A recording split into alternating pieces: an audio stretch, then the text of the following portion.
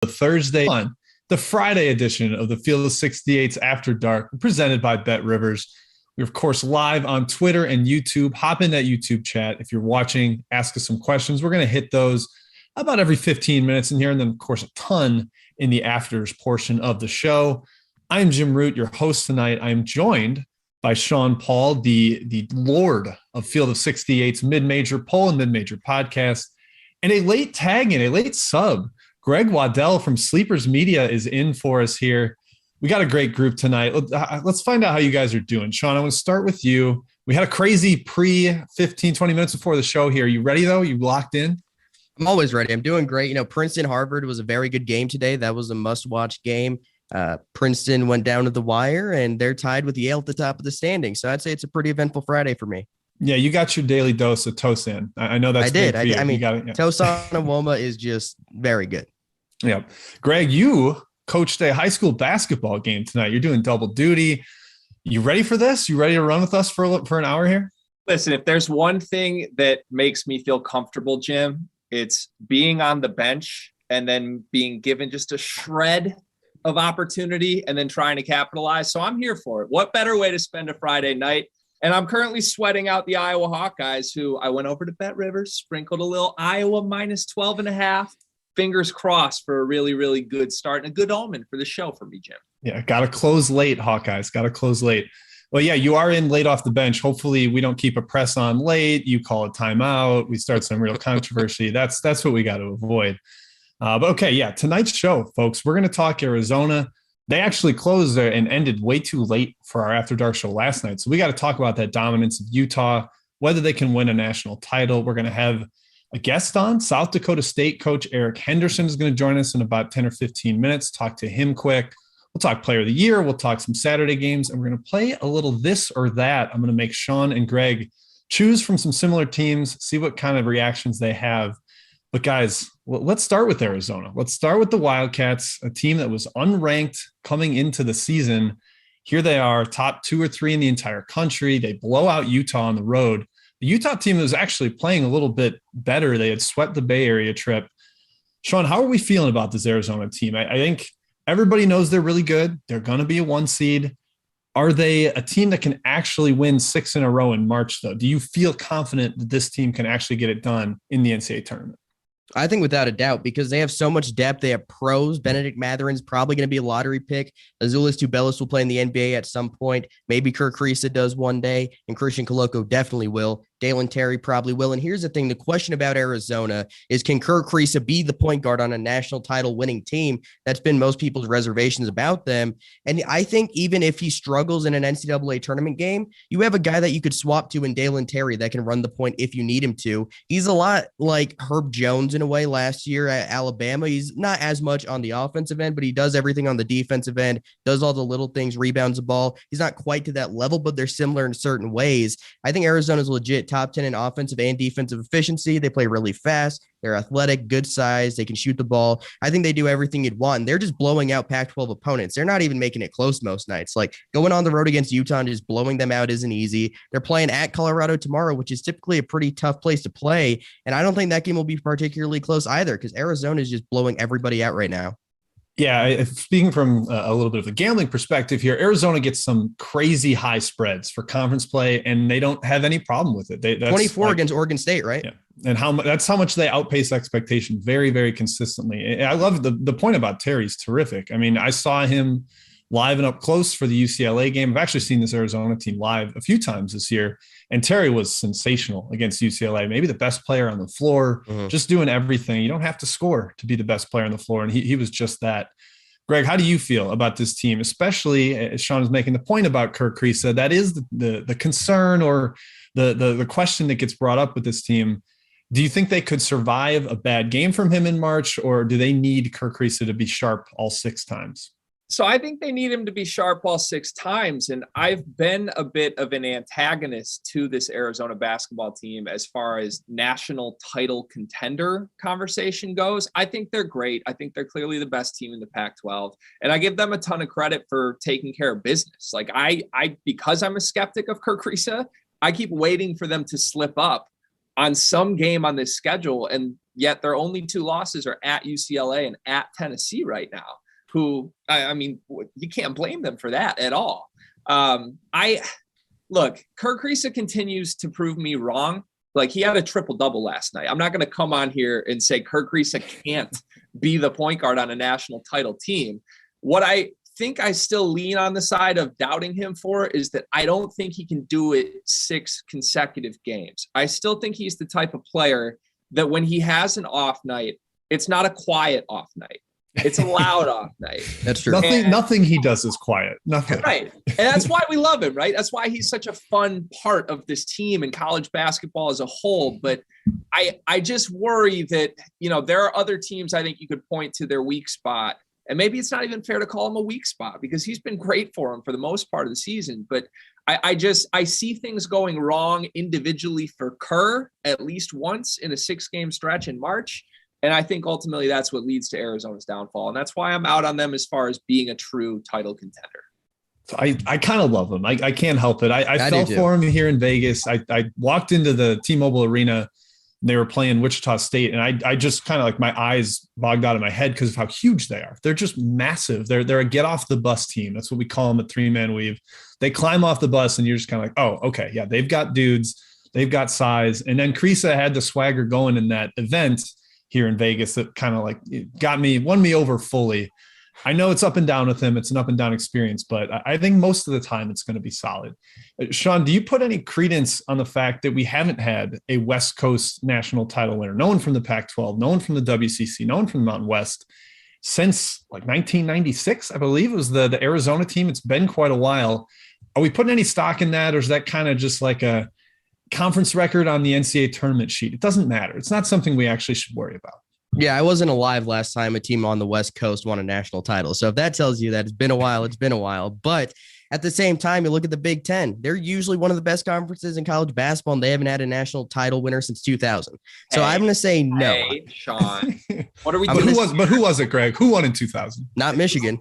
Oh, it was the Michigan State Spartans, my friend, unscripted on the field of 68. Yeah, I'm gonna say I don't really put much stock into that because you look at it, Gonzaga's been there a couple times. They very definitely could have won the North Carolina game. That game was close right down to the wire. They got blown out against Baylor. That game wasn't close. But I think this year a team from the West Coast will win the national title because I think Gonzaga and Arizona are the 2 favorites to do it in my mind, and they're both on the West Coast. So I'll say a team from the West Coast region does it this year. All right, Greg. Arizona more than Kentucky. That would be my rebuttal. I think Arizona's better than Kentucky. More than Auburn, too. Yeah. Well, here's the thing with Auburn. So we talk about Kirk Kriisa maybe not being the guy. Well, I don't think Wendell Green's the guy at all. I mean, we've already seen how bad he can hurt them when he's not hitting his shots because he wants that last shot of the game. And more often than not this year, he hasn't made them. He does. But the counter, sorry, Jim, the counter here would be Auburn, yes, Wendell Green can certainly do a Kirk Kriisa and potentially shoot them out of a game if he plays poorly, for sure.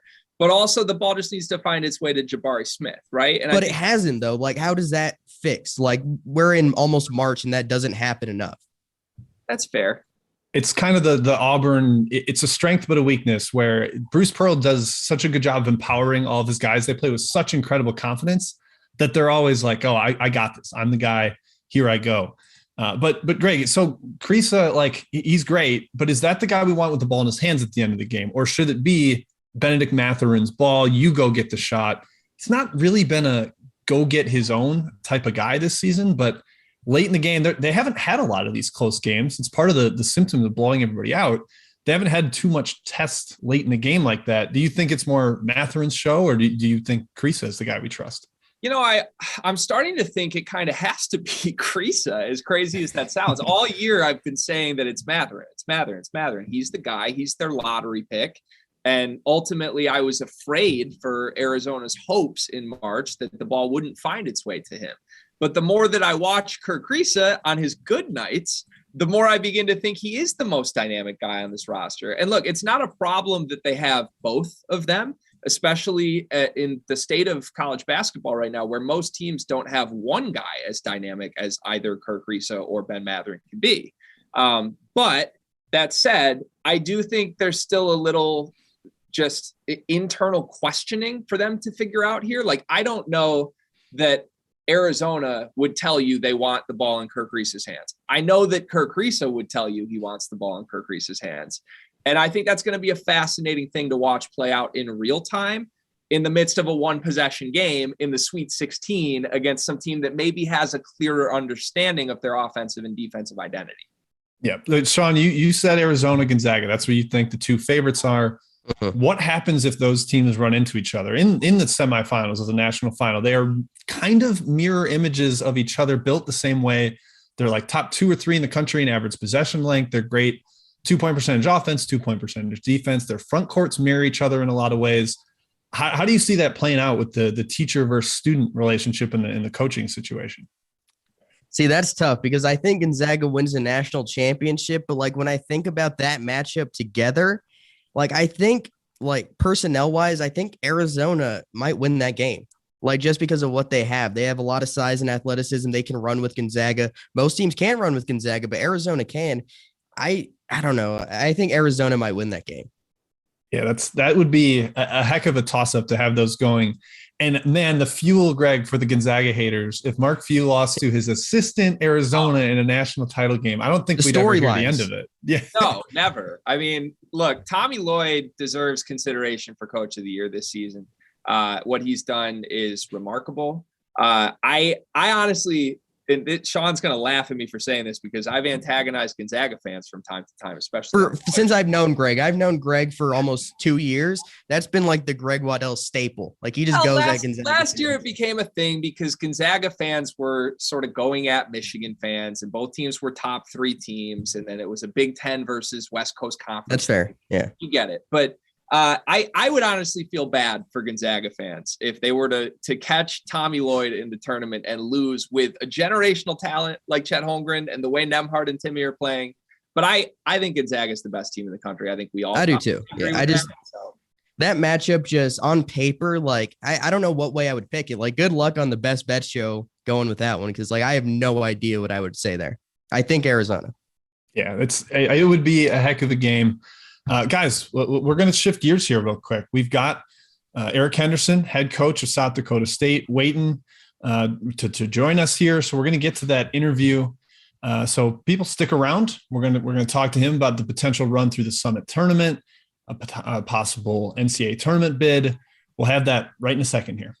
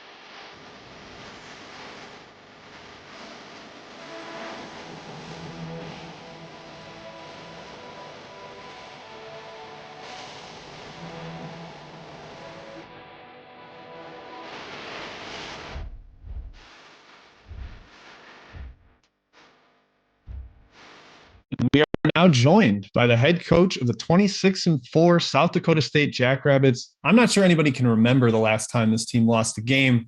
They have been rolling through the Summit League. We've got Eric Henderson here. Coach, we appreciate you joining us. How are you feeling? Sitting at 17-0, you're going to win the league by 4 or 5 games, depending on the final game of the season. How are we feeling so far? Well, I mean, it's been a pretty good run. I'll tell you that much. It's we got a great group of guys, to be honest with you. When the season started, we were excited. We challenged ourselves in the preseason and obviously wanted to prepare us for the Summit League. And we felt like we did had some good wins. And then obviously after that Missouri State loss, in the middle of December, once league play started, our connectivity level just, went through the roof. We're a really, really selfless group. We share the basketball, and we've had many guys step up on many nights. So I'm a pretty fortunate dude. Yeah, you had Luke Apple go for 41 last night. I mean, that was out of nowhere off the bench. One thing I want to ask about your team, you're shooting 45% from deep. You're the best three-point shooting team in the country.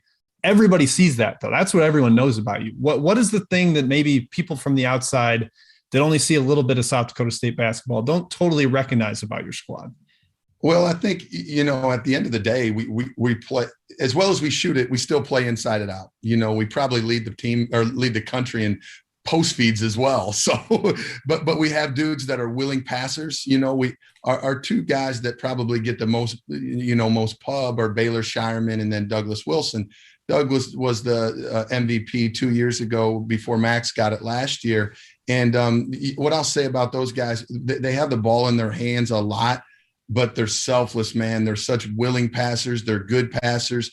And that's what makes, shooters, even good shooters, great shooters. When the passes, time and, place of it is perfect. And we take good shots. We don't take a bunch of them, but we do take good ones. So that's probably something that, maybe teams don't know, that we still play inside now, even though we lead the country in 3-point field goal percentage. That's just how we play. Yep. Yeah, my question to you is, what's the biggest key? If you had to pick one, obviously things in the conference tournament are different, but what's the biggest key for South Dakota State to win the Summit League title? At the end of the day, it will boil down to rebounding for us. If we can, I think our defense, our first shot defense is pretty good.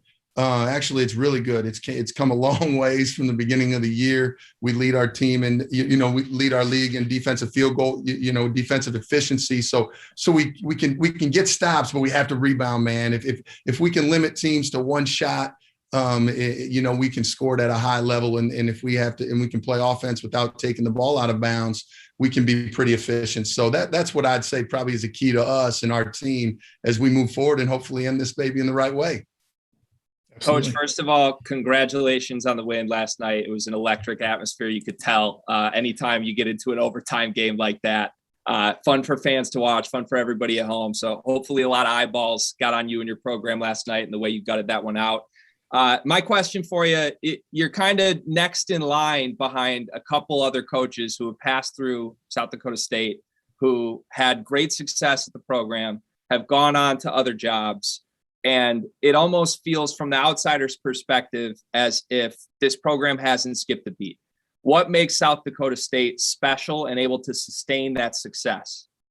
Yeah, we're pretty fortunate to get to do what we do, but even more fortunate to do it where we get to do it. I mean, at the end of the day, it's the people. They care about our guys. The support that we get from our fans is incredible.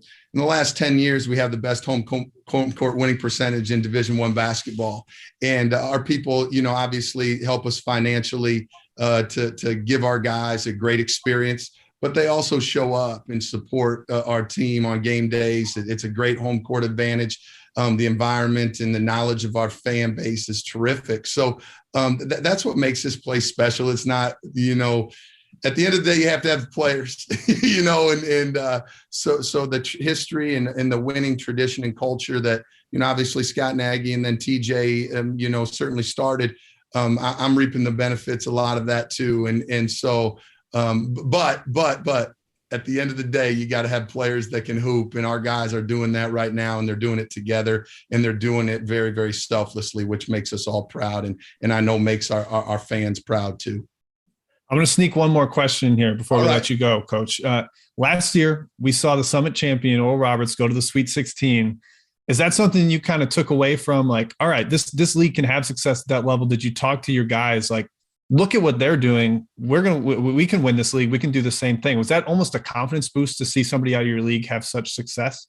Yeah, there's a part of you inside of you like, man, that really stings, because they had a tip into the buzzer to beat us in the semifinals last year. It was a heck of a game. It kind of stung in your heart. But then when you boil it down, you're proud of what Paul and Oral Roberts did. And then you're right. It gives us confidence. I thought that was a big piece of our non-conference. We were able to beat Washington State out there at third place, which was a huge win for us. But watching what Oral Roberts did, and we believe every time we step on the floor, we're going to win. We don't care who we play. We feel we have that confidence. And I'm sure that was part of it, to watch what Oral Roberts did, and Max A. Smith and Kevin O'Banner, the success that they had in the tournament last year certainly helped. Yeah, and I think you guys are fully capable of that again. You mentioned that Washington State win. I watched that one. What a shot by Shireman to clinch that one at the end. That was a heck of a game.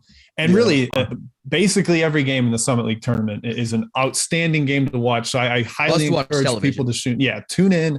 The Pentagon's a great venue. There's always excellent games there. And you're probably going to see a team that can win an NCAA tournament game come out of that tournament. So, Coach, thank you for stopping by. We appreciate it. And best of luck to you in the postseason here. You guys are great. Keep doing what you're doing. I appreciate you guys having me on. Thanks, Coach. Yeah, have a good one. Yeah, take care, guys.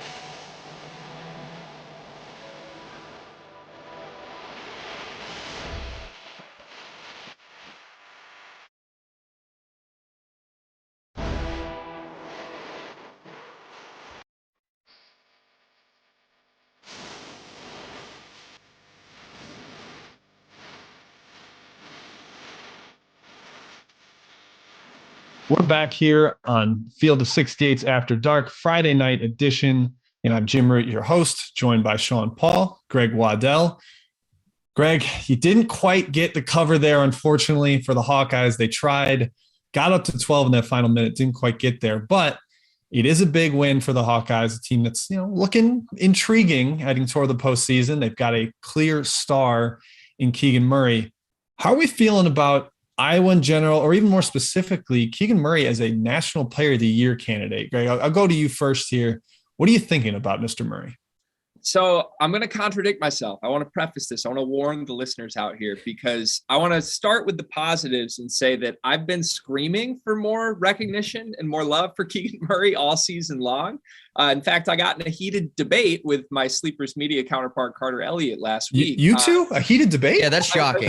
Who would do that? It was EJ Liddell versus Keegan Murray. And about everybody in the Big Ten Twitter sphere was all over me for saying, how could you possibly take Keegan Murray over EJ Liddell?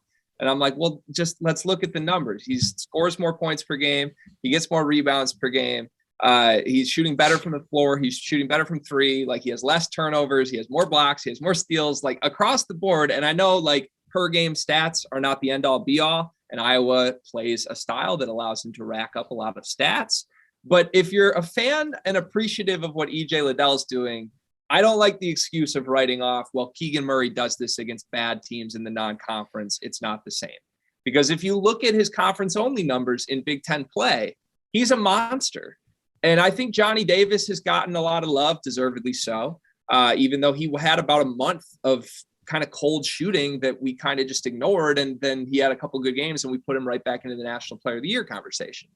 I think there's a tier of great players at the top of the Big Ten. There's a bunch of guys who deserve All-American love in this conference. And Johnny Davis is one. Kofi Coburn is two. And I think Keegan Murray's 3, and I'd put all of those guys on the same equal tier right now. If you want to argue that those guys could be National Player of the Year, I think there's an argument for all 3.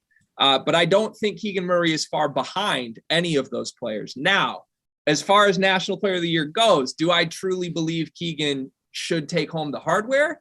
I don't, because I think this is Oscar Tshiebwe's award. And that's just me. I think if Kentucky were going to clearly run away with the SEC, I don't even think this would be a conversation. I think if Kentucky had stayed fully healthy, they might be the number 2 team in the country right now. And we all feel a lot better about saying their best player, Oscar Tshiebwe, is truly the best player on the best team in the country. What he's doing statistically is absurd. Like, he's just a dominant force, unlike any other in college basketball. At this point, we take him for granted when he goes for 15 and 15 every night.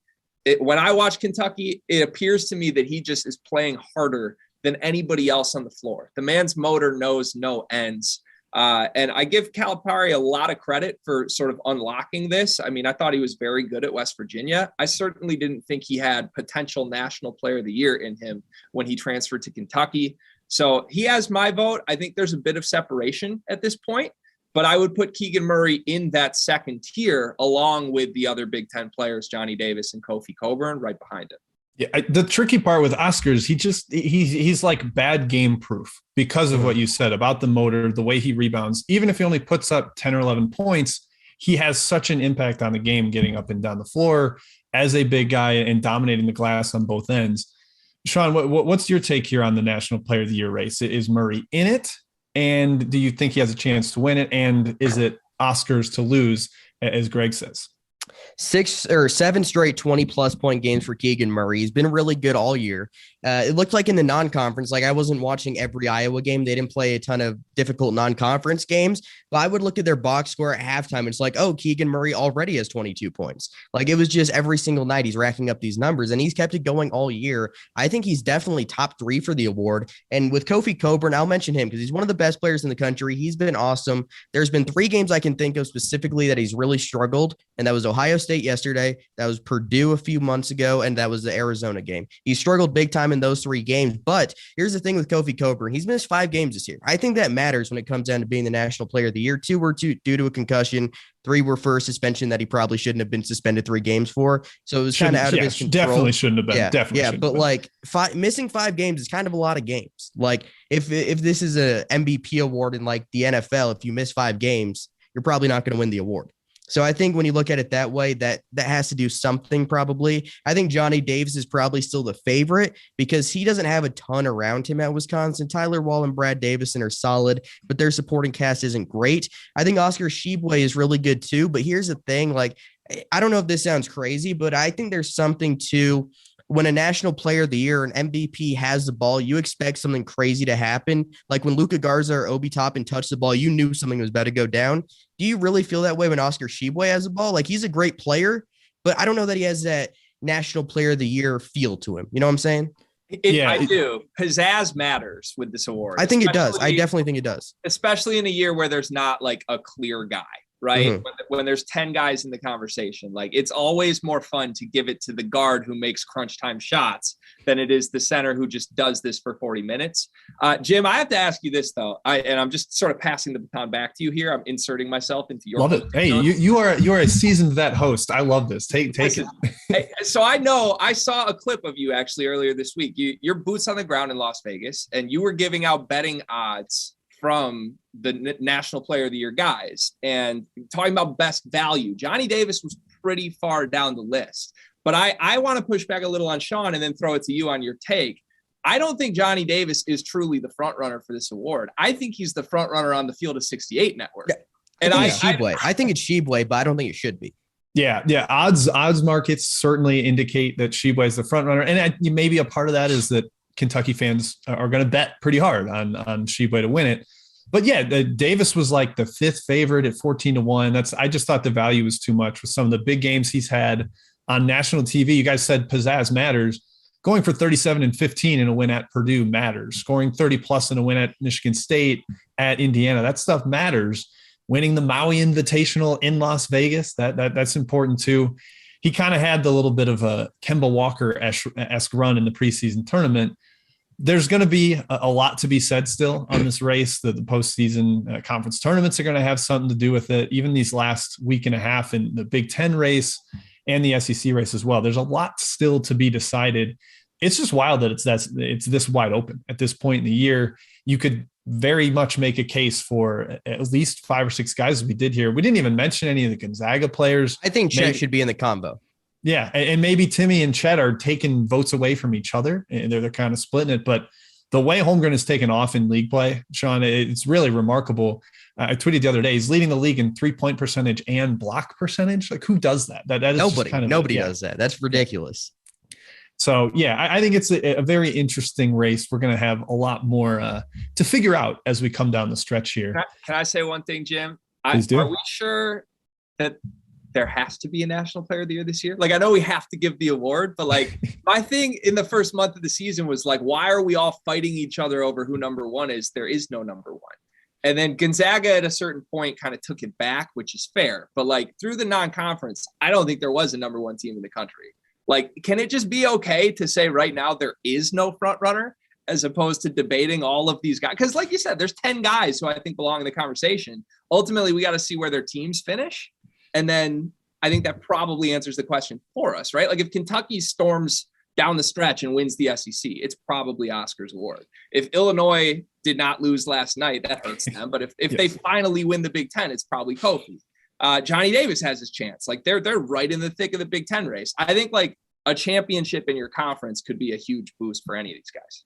What do you want us to do? Not debate things, twiddle our thumbs here on the field of 68? Come on, we can't have I have a question too. Nothing, no takes. We can't do that. What are the odds? What are the odds on nobody winning the award? Like 35-1? Roll it over to next year. Somebody can win 2 next year. That's how it works.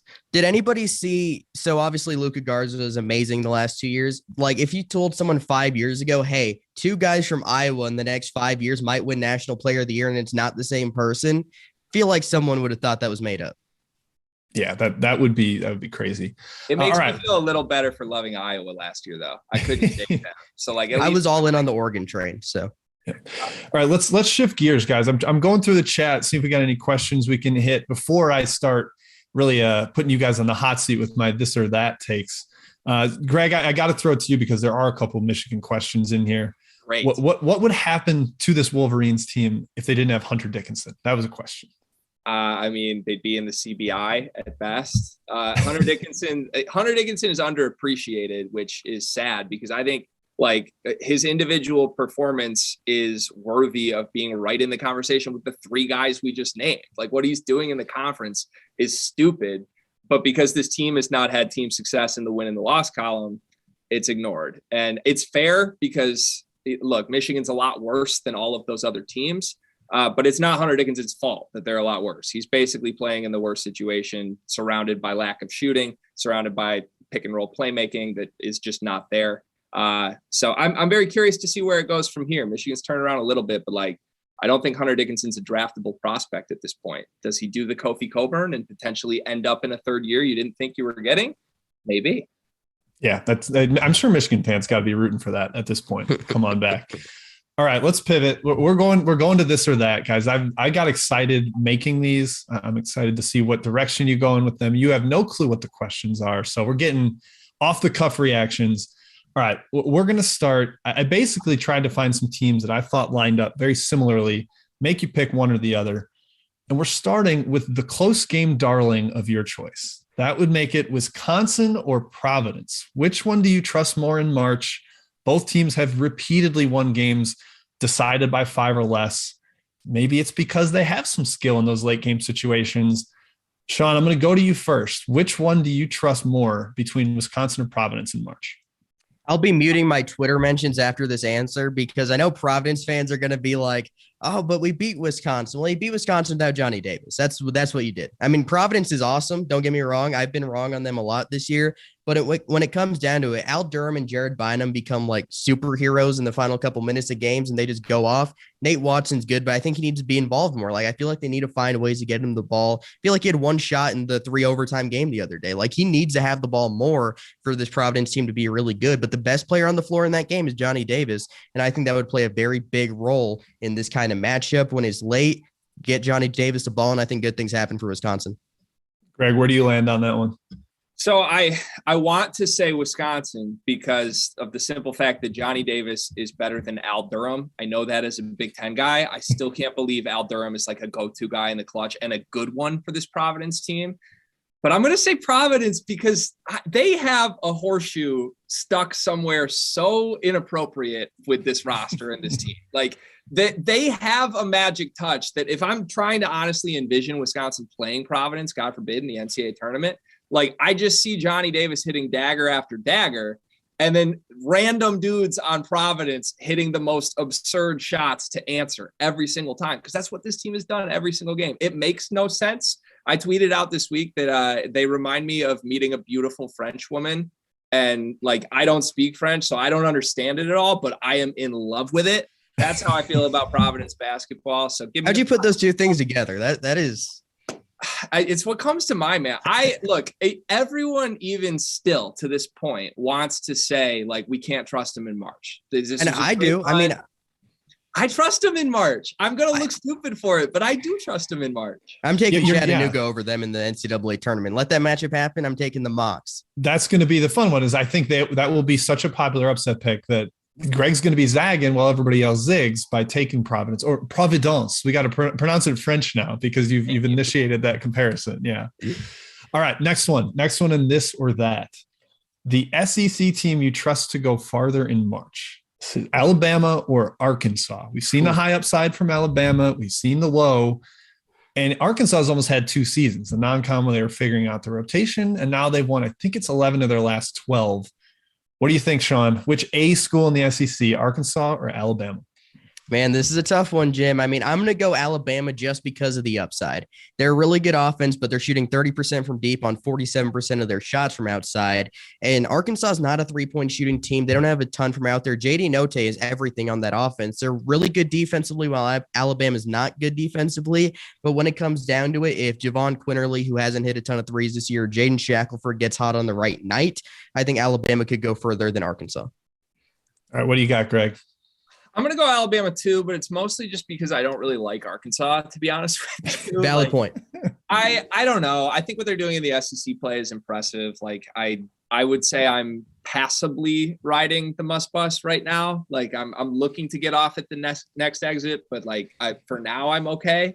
I don't know. I have this weird shaking feeling with Alabama that is definitely going to bite me when I fill out my bracket and I put them to the Sweet 16 or further. That like I kind of see last year's UCLA team in Alabama, and I don't necessarily mean stylistically, but like, I mean, this is just an offense with a backcourt that could 100% get hot for 3 weeks and shoot them to a Final Four. And I don't think they have a defense that can hold up against anyone. But also, I don't really think UCLA last year did. Like, they were 46 defensively on KenPom at season's end. Alabama is not super far off in the metrics from that.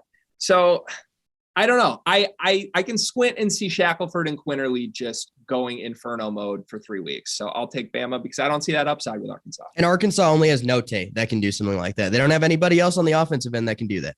Yeah, I realized I kind of dodged the first one. My answer would have been Wisconsin for that one. Okay, there we go. I was higher on Alabama preseason, much higher actually than Arkansas. And maybe it's part of like I'm shifting like hard against my takes here, but I've been a little more impressed with Arkansas. The Alabama team, I don't think Sean, you mentioned the shooting numbers, the fact that they're not making a lot of attempts. I think it's just because they don't have many good shooters. Like Quinterly's the one that has completely regressed. But other than that, the front court doesn't have a lot of floor spacers. So I lean towards Arkansas there slightly. Where do we stand on Nate Oates, by the way? Like, good coach. Really good coach. I still love him. Do you? Yeah, I don't think this roster fits. And obviously part of that's his responsibility. You know, you should be out there recruiting more shooting in the portal, but I like the style. I like the fact that he does embrace kind of the shot selection stuff, but Well, hey, he pulled the get kicked out of a game and rally my team. So you got to love that move. I'm still in on Nate Oates, but this team just doesn't fit the style, unfortunately. I need him. I to agree. have a JD more- Davison's a weird fit on this team. Yeah, I need Oates to have a more redeeming quality than wearing colorful suits, and then I can trust him again. All right, next one. This is elite defense versus elite offense. Which one do you trust in March? Number one defense, Texas Tech, or number one offense, Purdue? Which one is going farther in the big dance? Sean, what do you got? I'm going to say Purdue just because that matchup, I feel like really isn't in Texas Tech's favor because you look at who they play as big men, Daniel Baccio, they play Bryson Williams or Kevin O'Banner at the 5 a little bit, Marcus Santos Silva. None of those guys can stop Zach Edey. I feel very confident in saying that. You'll probably have to double them and see what happens there. But Jaden Ivey, I think he could have a really good game. And my issue with Texas Tech is that, well, Kevin McCullough, let's see what he looks like when he gets back from his injury, but he's done good, but he's still not a true point guard. And I think when it comes to big games in March, you need that guy at the point guard spot. And I don't think Texas Tech has it. So I'm going to go with Purdue. Not that Purdue necessarily does either, but I think Purdue has just more total talent. Yeah, you got to choose one. That's the way we're doing it here. I'm going Greg, Purdue. Big Ten guy, you riding with the Boilers as well? I feel like I have to. Begrudgingly, I'll take Purdue. I'm clueless on Purdue. I'm clueless on all of the Big Ten, which I shouldn't be at all. But like, You're going to love the next question. Great. Oh boy. Gun to my head, I don't think anybody from the Big Ten makes the Final Four. But I feel very confident in the fact that Purdue should. I think Purdue should be the best team in the country, to be honest. And I still think there's a really good chance that when we get to the NCAA tournament, Jaden Ivey is just going to be so clearly the best backcourt player in the field that we all feel stupid for doubting this team. I also am not convinced that their defense isn't just going to snap fingers and figure itself out. Like, everybody on this team was part of a top 30 defense last year, and nothing schematically has changed, but they're in the 120s now. So I'll take Purdue, but it's all under the premise that Matt Painter figures out that like Eric Hunter shouldn't bring the ball up in clutch moments, and just don't overthink things. Like, just be the team you are, be unselfish, and they'll go further. Yeah, the gear they've unlocked when they let Jaden Ivey have the keys offensively and go pick and roll, I think that has kind of raised the ceiling. It was already very high with this team. All right, there's two more I really want to get to. Wait, who you taking? Don't dodge it, Jim. Purdue. I'm going with the offense there. I love Tech. I think they're going to be an impossible out just because of how tough they are, but the offensive ceiling is just a little too low for me there. Mm-hmm. All right, yeah, I mentioned this one was going to be tough. Greg, I didn't know you were going to be on, so Unscripted is getting a test here. Oh boy, this is the writing the ship, this or that. Both these teams have lost 5 of 6. Xavier or Michigan State, which one writes the ship and makes the second weekend in the NCAA tournament? I'm going to you first, Greg, because I know you've got loaded up takes on Michigan State. So let's see if you got an opinion here. Yeah, I'm taking Xavier, and I'm sorry, Spartan fans. I'm sorry, listeners of Unscripted, but also like the more Michigan State loses, the better our episodes have done with listeners. So not necessarily a horrible thing. People love misery. They love it. Yeah, misery loves company. We're all here together. I get it. I just don't think this Michigan State roster is talented. And I talked about it in depth this week, but like, they don't have a future pro unless you're just locking in Max Christie to be a future pro someday. But Max Christie right now shoots 29% from 3 and 32% from the floor and plays 32 minutes a game and goes to press conferences and complains he should play less. So not necessarily my kind of guy right now. But like, they don't even have a third team all conference guy. Like in the non-conference, it was Marcus Bingham. Then it was Gabe Brown. Right now it's nobody. And I don't think they snap their fingers and figure that out, even though Tyson Walker kind of showed hope of that for 5 minutes against Illinois. But it doesn't seem very fixable. I think this Michigan State team will make the tournament. They really need to win one game just to get there. But they're a true bubble team right now with how they've been playing for a month plus. Xavier, to me, they're obviously not playing well, but like some of their losses are a little more justifiable than Michigan State's, like at Seton Hall, at UConn, at Providence. I don't really blame them for losing those games. A couple of those were really competitive games. And ultimately, like, give me Paul Scruggs over any guard on the Michigan State roster right now, and I'll take that. All right, Sean, how about yourself? Can I just say that I think both these teams are going to lose in the round of 64? Is that an acceptable answer? No, we force answers here. We have a gun to your head. You've got to answer. Xavier's lost 4 of 5. Michigan State is losing a lot of games right now too. I trust Xavier's roster more at the end of the day because I think you can go to Jack Nungy and go to Zach Freemantle on the right night, even though it's been a really up and down super senior year for Paul Scruggs. I think on the right night you can go to him. But when you look at Michigan State, you'll have games where Julius Marble drops 15, then he will maybe not play 15 minutes next game. You have games where Malik Hall drops 20, and then he'll drop 2 the next game. And the biggest thing for me where I'm like, this Michigan State team just might not be very good is when Tyson Walker scores 26 points and you lose. Like when Tyson Walker scoring 26 points, you need to win that game, and they didn't. Gabe Brown looked like the guy during the non-conference slate offensively. He hasn't been that in the conference slate at all. So I think they don't have a guy, and that's going to be a big problem for him in the NCAA tournament. I will take Xavier, even though it's hard to bet against Tom Izzo. Yeah, I'm going to go Michigan State ever so slightly. I'll push back a little. I don't have a great reason why, but I thought they were impressive still in that Atlantis tournament, and that was kind of like the upside that we could see from them. Maybe they rediscover it, but they haven't found it in the Big Ten play. That's for sure. So that one's tough. All right. Last one that I really wanted to make you guys answer. The 2021 Final Four team more likely to return. And we're throwing out Gonzaga, we're throwing out Baylor because they're excellent. It's between UCLA and Houston. These two have had, different courses to their season this year. Houston's had the injuries. UCLA had the long COVID pause, and they're banged up right now as well. Sean, you look ready to answer. Which one of these two are you going with? Man, this is tough because I hate betting against Kelvin Sampson, everything he's doing at Houston. First off, he should get coach of the year consideration because when you lose 2 of your 3 best players and you're still really good, not many teams would be able to do that. So I'll say that. But when it comes down to it, I think that's going to be a big problem for them. They'll play harder than anybody else that they're going to play probably. They're going to get a ton of offensive rebounds. But when you look at the talent, I think UCLA just has more talent. We're seeing Jalen Clark really improve. We're seeing Johnny Juzang. He's getting back from injury. You see Tiger Campbell. He's been out a few games, but he's come back, and I think he's a really reliable point guard. I think you need more from Jaime Hawkins if you're going to be able to get back to a Final Four, but I think this team has more depth. They have more pieces, and right now they're more talented than a depleted Houston team. What about you, Greg? Where are you going on that one? Yeah, I agree. I think I really want to say Houston. I feel bad for Kelvin Sampson in Houston, to be honest. Like if they were just healthy, I would be all over this team as a potential national title team. I love what he's done. I agree 100% he deserves National Coach of the Year consideration.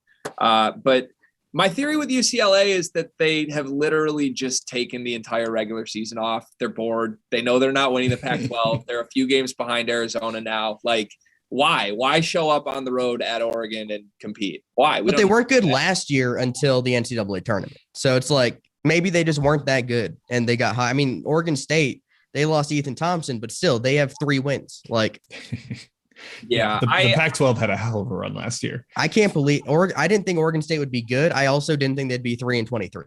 At least with UCLA, you can point to they waxed Arizona. I know it was at home, but that's a big double-digit win. They beat Villanova. That game went to overtime. But, they've played some top-tier talent teams this season, and they've won those games.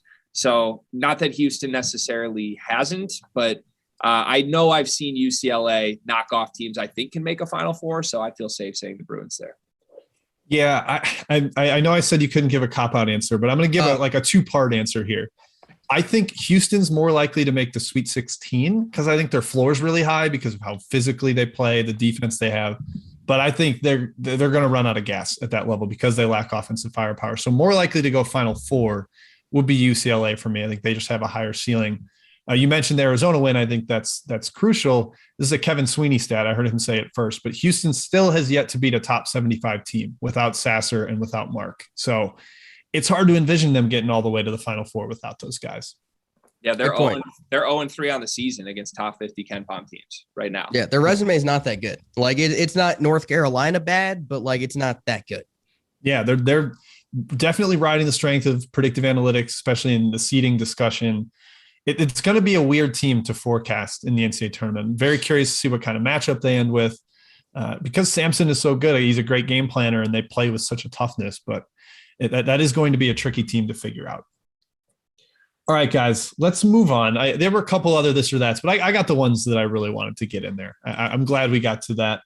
put you on the spot a little bit. You guys held up well. None of you are getting fired off your hot seats. That's big. Let's take a look forward towards the weekend. We'll do a little bit of a look ahead here. There's some big games on Saturday. There's a lot of big conference race implications with games out there. There's also very large bubble games. A couple teams that have a big shot this weekend. Oregon, they're hosting USC.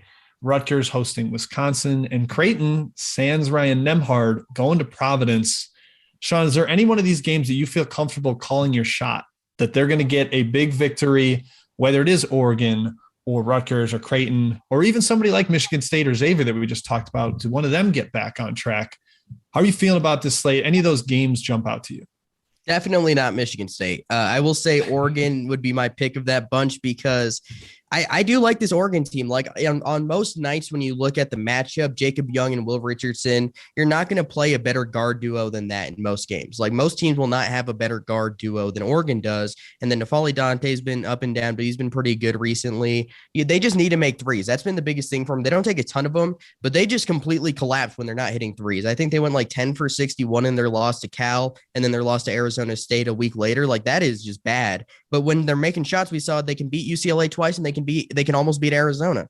And USC went to double overtime with 3-win Oregon State the other day. And given they didn't have Boogie Ellis, but I don't think we know if he's going to play in this game. If they don't have Boogie Ellis, I think Oregon could win this one by 20. But either way, I think Oregon's just a better team. I'm just not in on USC. Yeah, I kind of like Oregon quite a bit there too. I feel not. Is that going to be a best bet tomorrow? It will be in consideration. We got to see what the market does overnight. I would love to lock in -2 right now, Greg, but the market, it could bet it to -4 tomorrow. We'll see where it goes. What about you, Greg? Any game that jumps out to you, you're willing to make a very confident prediction on? I'm going to be kind of boring as far as the bowl teams go. I think it's Oregon. I'm so out on USC, whether or not they have Boogie Ellis. And I think Oregon's desperate. And I also think Oregon's good. If you look at the big games they've played this season, they've gotten up for them, including the win last night against UCLA, a 1-possession game down to the wire at Arizona. They already beat UCLA and USC at their place earlier this season. They were in a highly competitive game against Baylor. Like I like this Ducks team. I know they've laid a bunch of eggs, especially in the non-conference, but they're as desperate as a team can be at this point in the season. And I think they're playing like a much better team than their metrics show. For the body of work. So I'm with you guys on the Ducks. As far as lines already moving, Michigan State, I believe, opened up -3.5. That's already up to -4.5. And plus 3.5? Yeah, plus Purdue. I was going to say, if Michigan State's giving points, I'm like, there's something wrong here. No, Purdue -3.5. And that's going to end up at -5 or above. I don't think Michigan State will fare well in that one. This isn't a bubble team getting a win, but I will go on record with one that I think might surprise people. I think Wisconsin wins at the Rack tomorrow. Oh, wow. Nobody wins at the Rack, Greg. I grew up a Wisconsin fan. It's a house of horrors, man. Listen, the Rack is a very profitable place for my pockets personally over at our partners at Bet Rivers. I love Rutgers at the Rack. Trust me, I get it. But I also love Johnny Davis in a spot playing for a Big Ten title. And I don't think as clutch as Rutgers has been, as good as they've been in big games, like I just watched that team lay a giant egg against a Michigan team that was missing its first round pick. And I know like on the road, they're a different team than they are at home.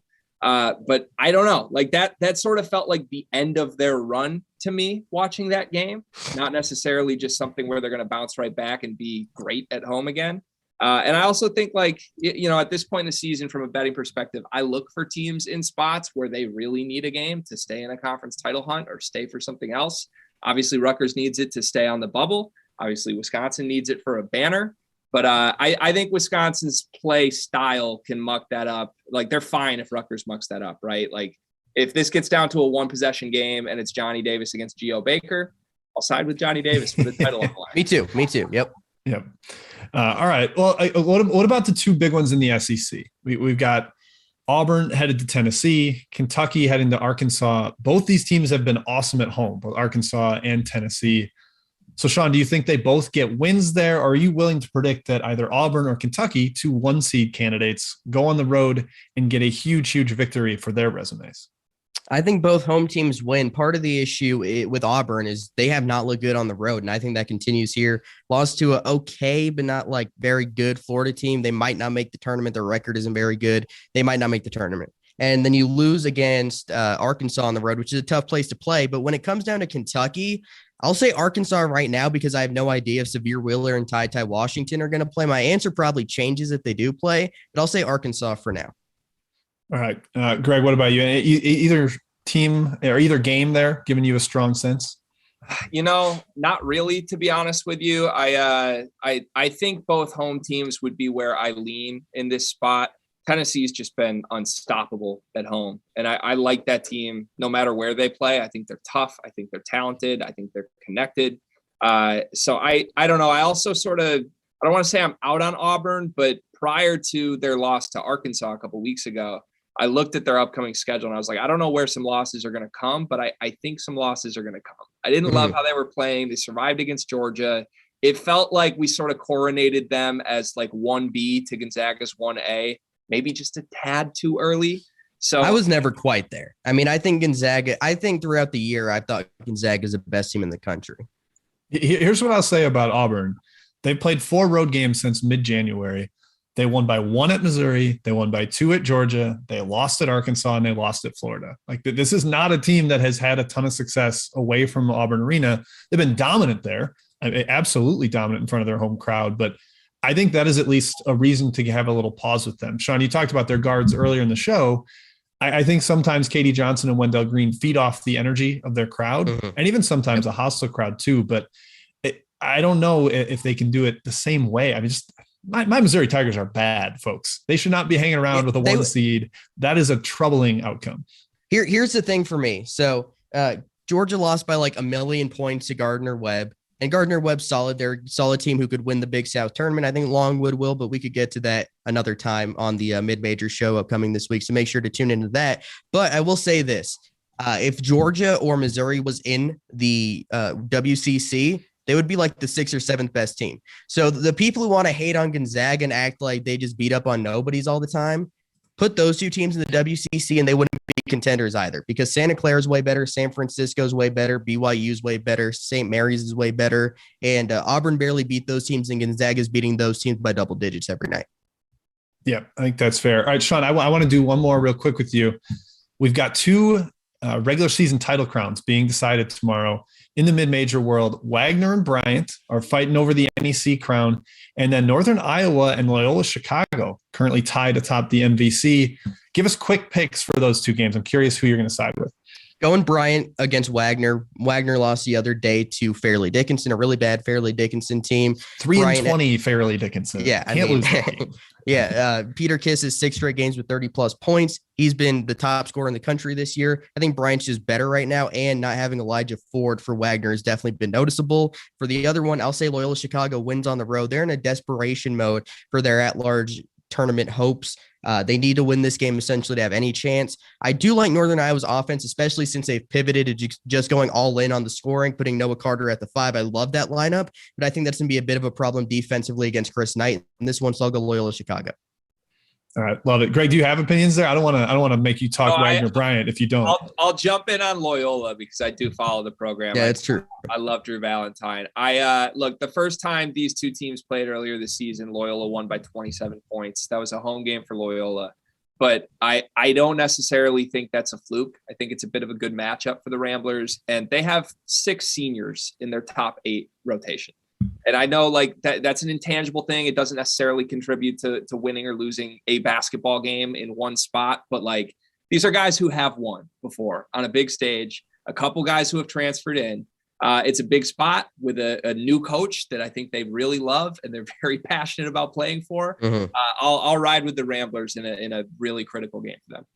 Yeah, I've got some conference title futures riding on both of those games, so I have to figure out. Who do we have? I have Wagner 50-1, so I'm going to hedge off that one pretty hard. 50-1. 50-1, and I have Northern Iowa 10-1. So I'm going to be hedging off both. 50-1. That's crazy. Yeah, I think they had set the odds before the super seniors announced their decision to return. And Alex Morales coming back for sure. Yep, that was certainly helpful. That is unbelievable. Yeah, very excited for that. We're going to be tuned in and curious to see where that one goes. Let's wrap up the official show here, fellas. Thank you to everybody for tuning in. We're going to switch over to the After Dark portion of the show. I appealed to the chat for questions. We'll see if we get any of those coming in. But Sean, Greg, thank you for hopping in tonight. Greg, you really tagged in late. What a job by you. If the people knew what you had to do behind the scenes there, you were doing technical stuff before the show, and then suddenly you were ready to be on camera. A heck of a performance. People don't even know it. They should hear about it. He's the Dalen Terry of tonight's show. Yeah, he did it all. He's a jack of all trades. About that one, I like Jim's sign off for me better than that. Are we you don't want the title? Dalen Terry slander right now? Hold on. I mean, I'd rather. Wouldn't you rather be Kirk Risa? Like, I'm not Kirk Risa though. No, I'd rather be Dalen Terry. Yeah. All right, I'm looking through the chat for questions here, guys. I don't see a ton. And hey, maybe that's not surprising, but here's one. Most likely to end a 20-plus year title drought: the Big Ten, the Pac-12, or Gonzaga. Ooh. I'm guessing we're leaning towards Gonzaga just because they are the favorite in the betting markets. But Sean, is there any chance if you're getting UCLA and Arizona and USC, would you take the Pac-12 over just Gonzaga there? No, I don't think, or the whole Big Ten, I guess. Yeah, I'll take Gonzaga. I do think they're the best team in the country. I know I said earlier in the show I think Arizona could beat them in a matchup, and I think they could, but there's no guarantee we see that matchup. So I'll say Gonzaga wins the national championship. I think Arizona probably loses before they play Gonzaga. Maybe I think that's the kind of mindset I'm going on here. Well, I'll probably change my mind if that game happens and pick Gonzaga, but I'll say Gonzaga wins it all. Jim, I will say if you're going to go the route that you just threw out as a great possibility, which is a very better in mind mentality there. I like that. I think the Big Ten would be the better route than the Pac-12 there, because I think you get more tickets if you ride the Big Ten. But Gonzaga is an option. Gonzaga is an option, right? But if you're a guy, hypothetically, say there's a guy out there who is not convinced that Gonzaga is clearly the best team in the country. I don't know who that would be, but none of those people exist. That's nice. Greg, who do you think? You think Kentucky, right? I think Kentucky, when fully healthy, is the best team in the country. I do. That's reasonable.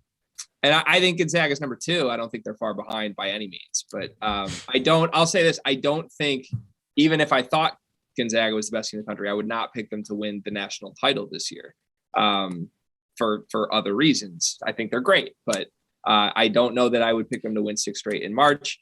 Not Michigan, the Big Ten. Sorry, now I'm focusing. Definitely not Michigan. The Big Ten has 3 teams to me that have a plausible path to actually winning 6 straight. Who's the third? I'm curious. Purdue, Illinois. The third is Johnny Davis. Okay. Yeah, if there was 5 Johnny Davises on the floor, I would take Wisconsin and win it all in a heartbeat. Sure. Yeah, well, five first team All-Americans. That's nice. Sure. I think we'd all be okay with that. All right, let's see what else we got here. Oh, this one's good from Darian Bronson. Most dangerous team outside the top 15 to win it all, and the most dangerous team outside the top 25 to make the Final Four. The answer I had been giving for the one outside top 15 has been Arkansas, but man, they're climbing up towards the top 15. So they're about to disqualify themselves from that particular answer. Outside the top 25 to make the Final Four, I'm going to go a little crazy. I'm going to go off the wall. I think Murray State has the goods, fellas. I love it. I love that. I think they're under the radar because of the mid-major label and the fact that they play in the OVC. But Steve Pro mentioned last night, I think only 3 times ever has a team gone undefeated in that league. It's that difficult. And Murray State has been that good this year. They have high caliber talent. Like, they've got role players that are transfers from South Carolina and Davidson. Like, those guys have been their 5th and 6th best players. Tells you how good Juice Hill has been, how good KJ Williams has been, Tevin Brown. They've got playmaking, size, shooting. I think Murray State is legitimate. I love the comparisons to 2019 Wofford, just in terms of a team that is capable of pulling off a potential second round upset. They almost beat Kentucky that year. Murray State's my outside the top 25 dark horse. Do either of you have an answer for, I guess, either side of that question? Outside top 15 to win the title, or outside top 25 to make Final Four? I love the Murray State answer. I'll say that. I think that's a good one. And what I want to say about, you mentioned Trey Hannibal there coming from South Carolina. I think the additions of Trey Hannibal and DJ Burns from Southern have been 2 of the more underrated transfer additions in all the country. I think Matt McMahon did a great job in the portal. But for my answer, I'll say Colorado State. I like this team a lot still. They've had some bad games. Metrics don't necessarily love them.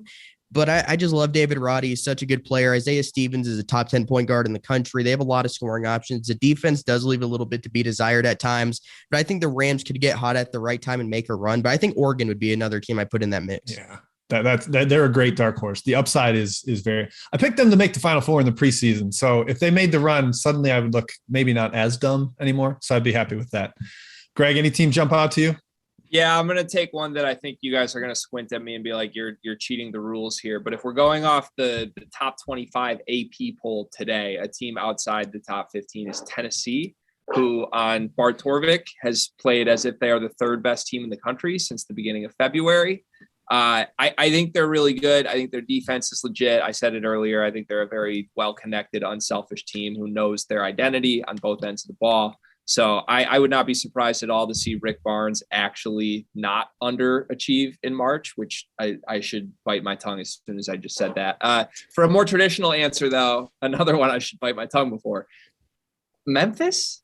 Can you guys squint and see Memphis make a run? I can squint and see it. The talent level is crazy. Talent level's there, but if we talk about great point guards and still Memphis doesn't have that. They don't, but as long as Amani Bates is somewhere looking for a back specialist in the state of Michigan, I'm really comfortable saying this team is really good. Like, I don't think they've shown us anything in the last month other than the loss to SMU. Yeah. But like, I think there's something to this being a totally different team without a locker room. I mean, I think part of it is that they didn't have a healthy DeAndre Williams for a good portion of the year. He's healthy now. He's looking good.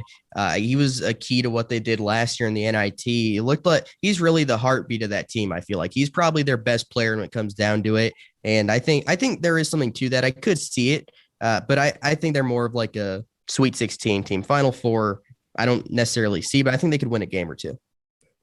All right, we got a question from producer Jacob. He wants to know if UNC gets in if they do not beat Duke in the finale. Do they get in the tournament, Sean, if they don't beat Duke? No, I don't think they should. I think they might, but I don't think they should. Yeah, I don't think they should, but they will. Yeah. That's where I'm at. They'll be in the first four. They'll be playing in Dayton. Maybe they'll play Dayton in Dayton, and I will take Dayton in that game.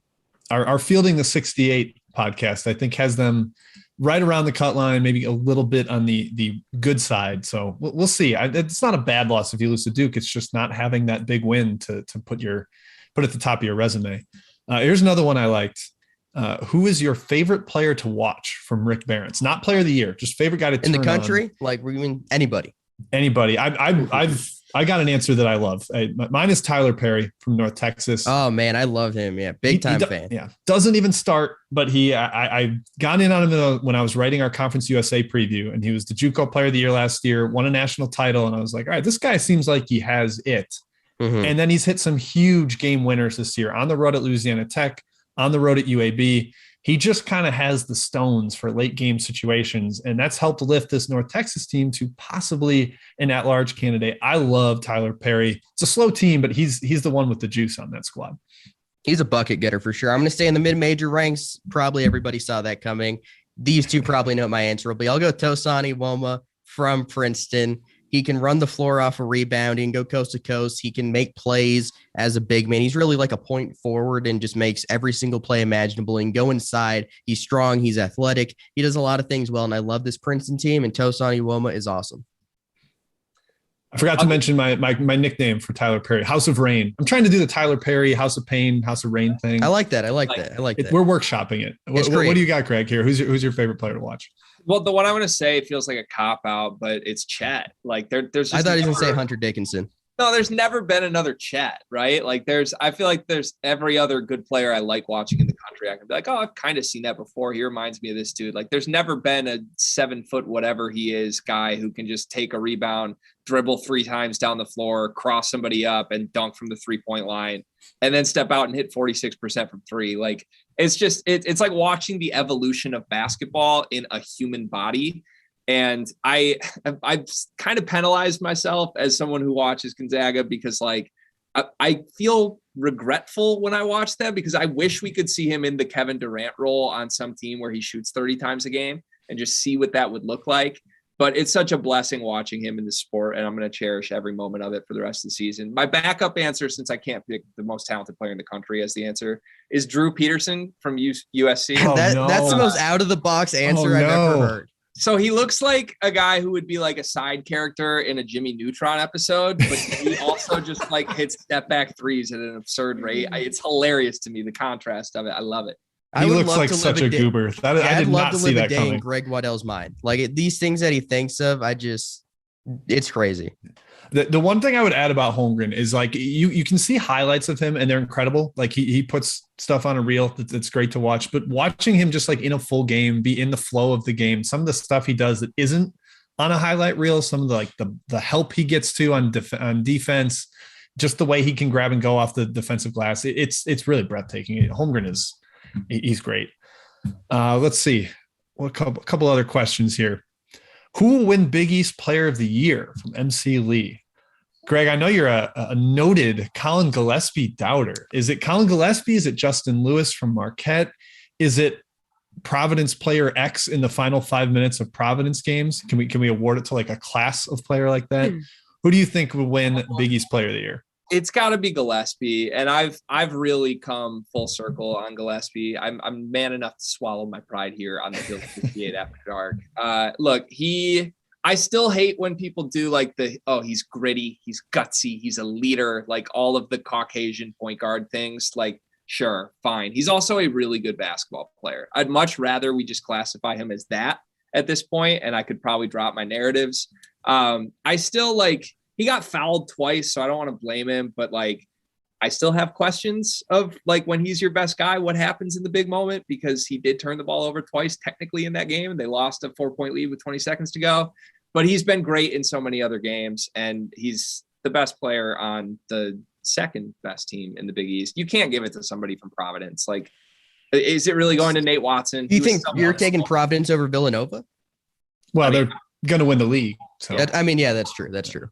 Yeah, I think I'm fine with Gillespie winning Player of the Year because Cooley's going to be unanimous, no questions asked, Coach of the Year. So yeah, I'll go Gillespie too. Gillespie, okay. Like I don't think like if Nate Watson touched the ball more, maybe it'd be him. If like you said in the final 5 minutes, if you're counting only final 5 minute stats, Al Durham probably wins it. But I think Gillespie will be like the unanimous winner. Yeah. One more question here, and then we'll get to 3 cheers, and we'll wrap this up here, guys. From Alex Berngard, how far can Isaiah Brockington carry Iowa State? Ooh. I didn't realize until like 2 days ago the stretch he is on right now. He's averaging 26 a game on 56% shooting as Iowa State has kind of surged back into relevance. They were on a losing streak, but they won 3 of the last 4. He's been incredible. He's making 69% of his threes. Like that's ridiculous over this little span that he's on. Sean, do you trust Iowa State? I mean, they're probably going to be in like that 8-9 game. That might be where they end up. To me, it feels like this is a win one and be done kind of squad. Do you agree? Yeah, I think maybe they win a game. I feel like they're going to be in a matchup. Like you're going to put them in like Michigan State or something. As a Missouri fan, you can remember this. Missouri playing Oklahoma in the first round last year. It was just an 8 and a 9 that were both fading. And you're like, neither of these teams are going to beat Gonzaga in the next round. You had to do this to me, huh? You bring up Missouri. I had to, but like that's what I see with this Iowa State team. They're going to probably be in the 8-9 game. Put them with another team that's kind of faded throughout the year. I don't think Iowa State wins a tournament game. I think Brockington's good, really good. He's going to be a first-team All Big 12 guy. But when it comes down to it, their best offense is an Isaiah Brockington mid-range jumper, and I'm not sure how far that carries you. Yeah, them away from Hilton is tough. Anything profound to say there, Greg? You kind of same boat. No, it's Isaiah Brockington. Like, wow. I'm sorry. Like, what if he was still at Penn State though? Like, that's an underrated storyline. Maybe they'd be in the tournament. Sean, that's the thing is like all these mediocre Big Ten guards have transferred to other programs and suddenly done good things. The Big Ten just doesn't bring it out of them. The Big Ten just doesn't get enough out of their players. I think that's what we're seeing right now. Maybe. Joey Steffen says Iowa State versus Wyoming and Portland. I'm hammering Wyoming. Wyoming, no question about it. I would take Wyoming, like giving 5 if I had to. Like I think I love that Cowboys team. I'm excited to see them in the postseason. Just a tough matchup. Hunter Maldonado just backing 6'1" guards back to the basket is something I could watch in March. Yep. The torture chamber. He's putting them in there. All right. Let's close it out with 3 cheers here, guys. Greg, let's go to you first. I'll let you lead us off with your 3 cheers. If you want to cheers your high school team for their performance tonight, I'm okay with that, but I'll leave it up to you. Yeah, can I give a couple honorable mentions to my 3 cheers and then give like a by the book 3 cheers. Is that okay? But if you're stealing one of mine, I'm going to be angry about it. You won't. I don't think so. Okay. So my honorable mentions would be 1, my high school team on the road, 30-point win on another school's senior night tonight. We only had 6 available players, 2 of whom, one was a freshman who played JV all season, made his first varsity appearance in the starting lineup tonight out of necessity. And our leading scorer put up 37. Big win for the Comstock Colts. I guess honorable mention cheers. Do we cheers for that? I don't know. My second honorable mention would be to Jacob and Zach, our co-producers tonight, making their After Dark debut. You guys did a hell of a job, gentlemen. So big time cheers. Honorable mention cheers to you. Now I'm going to go by the book, and I'm going to actually choose a player that I was very impressed with tonight. Tyler Burton from the Richmond Spiders, 2-point win against St. Louis in a game that I thoroughly thought St. Louis would win. 23 and 10, 7 for 11 from the floor, 38 minutes, didn't come off the floor. Big time win for Richmond. Tyler Burton. For me, hold on. I'm very curious, Sean. I'm wondering if you're going to take what I'm planning on, but let's see what you got. Are you going to say Princeton? I'm not either. So, I have my water here, so that's going to be my cheers beverage for the evening. But I will say cheers to Purdue Fort Wayne. They're second in the Horizon League right now, 19 and 10 overall. They have 14 wins in league play. I don't think anybody saw this really coming from this team. You look at a team like Oakland, they are now 6th in the conference, tied for 5th. They've really faded. And Purdue Fort Wayne is second right now by themselves behind Cleveland State. Jared Godfrey's had a really good year. I think this is a good team. I don't know that I'm picking them to win the Horizon League tournament, but I certainly didn't see this coming from them. They won 8 straight. Good on Purdue Fort Wayne, and the Mastodons are doing big things. Yeah, their transition into the Horizon has gone a little better than Robert Morris. We'll say that. Yeah, I'm sure Tristan Freeman would have some thoughts on that. Yeah. My cheers is going to Iona. I thought you might take this one, Sean. Okay, yeah, I thought about it, but I feel like I feel like the outright title love is a little bit it's gone right now. Yeah, they didn't get the undefeated record that you were hoping for in MAC, but they did clinch the outright title with 3 games still to play. Ran away from the field a little bit in that one. So we thought Rick Pitino getting some talent. We thought it would work out, and it certainly has. They're going to be a nightmare for somebody in March, supposing they win the MAC tournament. So 3 cheers to the Iona Gales. The Gales. Great alliteration team, by the way. 4 of their 5 starters with the last name that starts with J. Love that. Very rare. That's a valid point. Yeah. That's like Creighton having 3 Ryans. And Oregon having a bunch of lefties. Yeah, I like that. All right, that wraps it up. Thank you, everybody, for stopping in and watching the Field of 68's After Dark. Sean, Greg, great job, fellas, especially Greg tagging in late. Jacob and Zach behind the scenes, terrific job.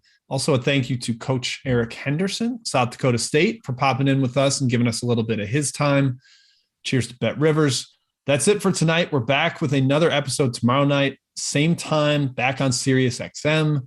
I don't even know who the lineup is. It's a mystery for the Field of 68 After Dark tomorrow, but make sure you tune in Saturday night. Thank you, everybody. We'll see you next time.